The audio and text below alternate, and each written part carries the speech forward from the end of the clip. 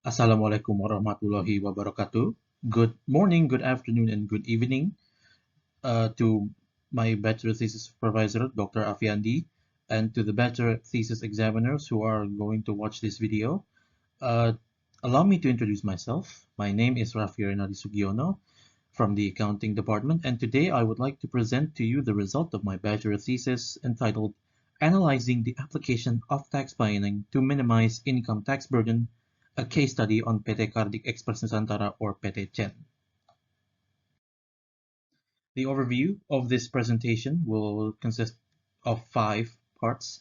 The first is introduction, followed by theoretical basis. Next is research methodology, research result, and then finally we conclude with the conclusion and advice. Now, first, the introduction. The background of this research is that for companies, tax management is important. The high tax burdens can be seen as a liability, and to avoid that, companies will likely perform tax management in order to minimize its tax liability, ensure legal compliance, optimize the cash flow, and enhance both profitability and company performance. The first step in tax management is tax planning. Effective tax planning positively impacts a company's net income and long-term success. With the importance of tax management and tax planning in hand or outlined, the researcher seeks to answer the question, can tax planning help in reducing the tax burden a company must bear? And is there a difference in the amount of taxes owed to the state when the company does tax planning versus when they do not? The objective or the goal of this research is to prove that tax planning can help reduce the amount of tax owed to a company or the amount of tax a company must pay, and to prove that there is a difference in the amount of taxes a company must pay to the state when the company does tax planning versus when they do not do tax planning. Next. So the researcher hopes that the research can contribute in 2 aspects, in the theoretical and the practical aspect. In the theoretical aspect, the researcher hopes that this research can provide information to writers and readers who want to broaden their understanding and knowledge of tax planning applications in businesses. And for future researchers, it is hoped that this research can serve as a reference for further research or further observations on the issue of tax planning and the application of tax planning in lowering company income tax payable. And in the practical aspect, for the company, this research is intended to offer feedback and insights regarding the use and benefits of tax planning in decreasing the company's income tax burden. We move on to the second part of this presentation, the theoretical basis. The theoretical basis consists of 3 theories that will be discussed. The first is tax. Taxes are the public's obligatory contribution to the state treasury as mandated by law. Tax itself is grouped into several categories by its type, which is direct and indirect tax, by its nature, which consists of subjective and objective tax, and by its collection agency, which consists of central tax and local tax. The next is income tax. Income tax is a tax that is levied on tax subjects based on the money they make or receive in a given tax year. These tax subjects include individual taxpayers, entities, and permanent establishments. The tax object here is income. Income is described as any additional economic capacity that the taxpayer receives or acquires. The example in companies being operating profit. And for companies, the income tax rate, according to Article 17 of Law Number 7 in 2021, is 22%, which is still in effect to this day. Now, the final theoretical basis is tax planning. Tax planning is the ability of companies to plan and structure their tax affairs involving a range of mechanisms done to reduce tax legally.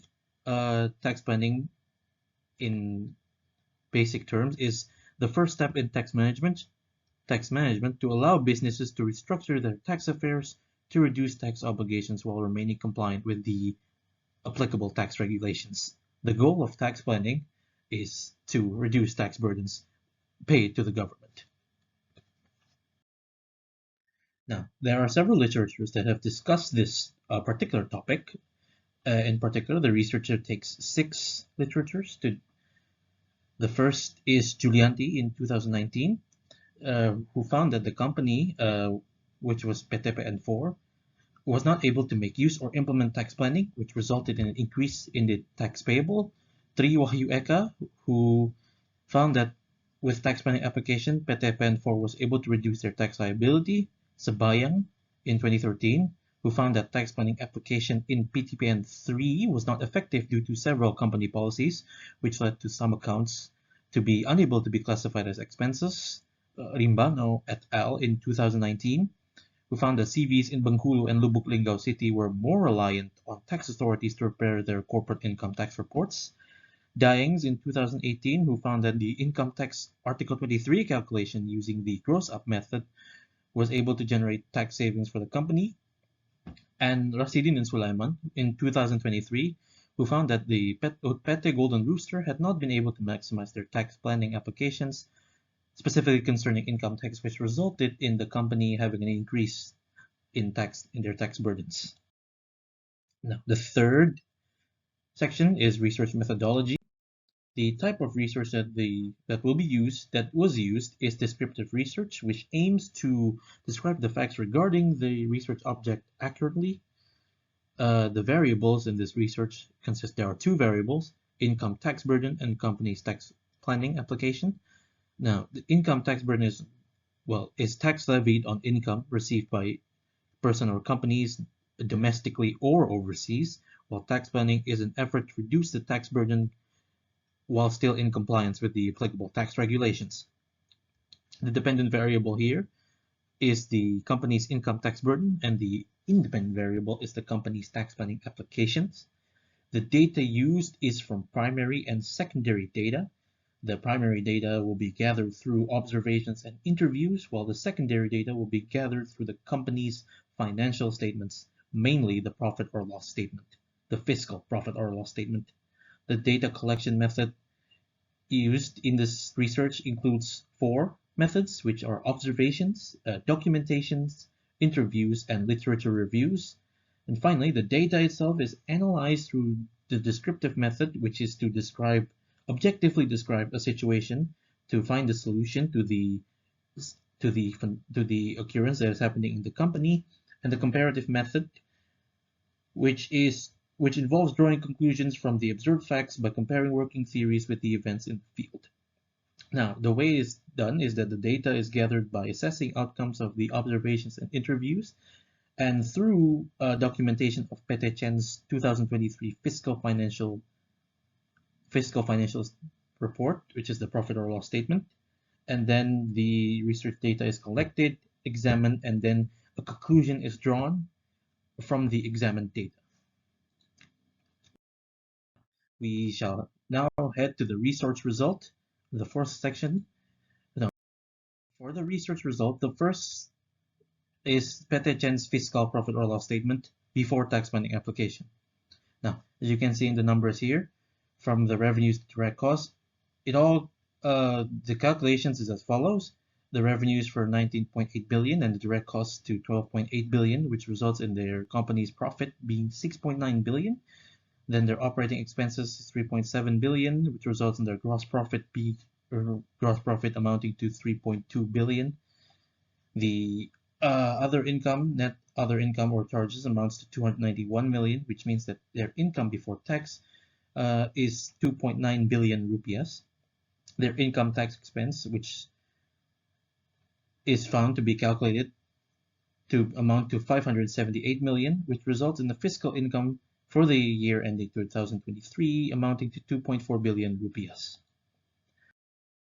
Now, the income tax burden before the tax planning application calculation is as follows. First, we calculate the taxable income with facility, which is done through by the formula 4.8 billion divided by the company's revenues times the company's income before tax, resulting in 722 million rupiahs.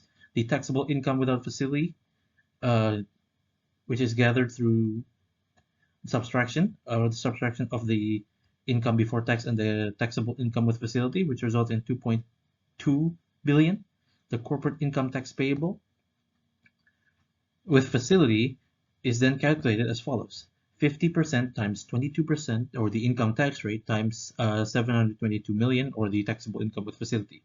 Now, the reason the formula is like this is because for companies whose revenue is below 50 billion, the company can receive a facility for their income tax, which is a 50% deduction of the income tax rate mentioned in Article 17, which is 22%. And it all results in the corporate income tax payable with facility amounting to 79 million.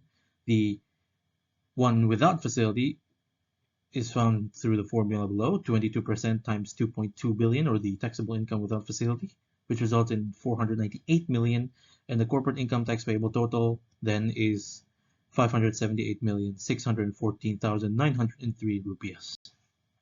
Now, there are 5 tax planning applications the company can use to minimize their income tax burdens. The first is to impose income tax Article 21 on their commissions fee by subjecting the fee amounting to 43 million to Article 21 tax cuts. Via the gross-up method, the company can consider the account deductible. The way to do it is by the formula 50% times the subject's gross income times the Article 17 rate. Since this is under 43 million, the tax rate is 5%. So now, with that theory, the amount will be added to this amount, the 43 million, which would then be the new commissions fee amount that will be considered deductible. Next is the allowance for or Article 21 salary. So the company pays their employee salary on a net amount basis, and because of that, it is considered non-taxable under Article 4. Now, alternatively, the company can provide tax benefits through the gross-up method so that the salary allowance which amounts to 211 million, can be added to the salary accounts. In calculating the gross-up method, the company will provide tax benefit first before tax deductions are made, which means that the salary account will have an increase in the amount. The increase is equal to the salary allowance amount, and because it's in the salary amount, it is now deductible. The third is pension funds. By pension funds, the company only calculates pension funds as an accrual by including it in the pension fund approved by the Financial Service Authority. The amount can be considered deductible of 217 million rupees. Then next is representation cost.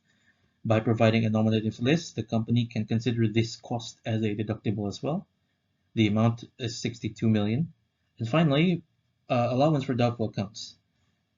The way to recognize this account as a deductible is if the company has reported the expense under the commercial profit or loss statement, and that the company submits a collection case for uncollectible receivables to the district court.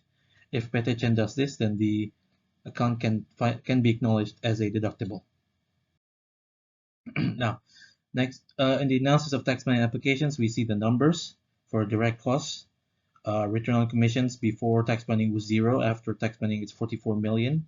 After the other direct cost total, which means that the direct cost amount has increased from 12.8 billion to 12.927 billion. And in operating expenses, the salaries amount has been added by the allowance amount, which is 211 million. So it increases from 2.6 billion to 2.8 billion. And all the other accounts have increased as well by the amount. For previously, post-employment benefit was 0, then after tax planning it's 217 million. Representation cost before now is 62 million, and allowance for doubtful accounts is now 887 million.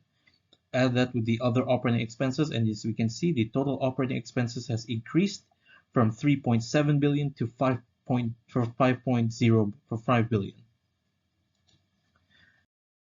Now, as the numbers have been finally calculated, we can apply it in the fiscal profit loss statement and compare the amount before tax planning and after tax planning. So as you can see, the direct cost has increased, the operating expenses increased, which results in a decrease in gross profit. Before tax planning was 3.2 billion, after tax planning it's 1.8 billion. Deduct the amount by the other income or charges, and as you can see, the income before tax is also reduced from 2.9 billion to 1.5 billion rupiah. To calculate the income tax for the company after tax planning, we follow the same formula. Taxable income with facility amounts to 378 million. Taxable income without facility amounts to 1.1 billion. Corporate income tax payable with facility, again the same formula, amounts to 41 million. Corporate income tax payable without facility will amount to 261 million, and the corporate income tax payable total after tax planning is 303,480,994 rupias.